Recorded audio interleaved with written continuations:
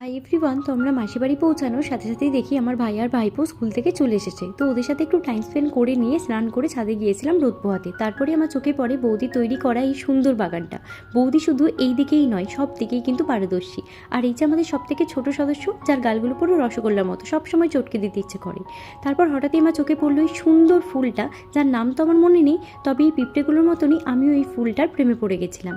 তারপর প্রণাম করে নিয়ে চলে গিয়েছিলাম লাঞ্চে। আর বৌদি আর মাসি মিলে সুন্দর সুন্দর খাবার বানিয়েছিল, যেখানে আমার পছন্দের খাবারগুলোও কিন্তু ছিল। সন্ধ্যেবেলায় সবাই মিলে বসেছিলাম, আর এই সুন্দর সোনার নেকলেসটা বৌদি নতুন বানিয়েছে, যেটা আমাকে জোর করে পরিয়ে দিয়েছিল।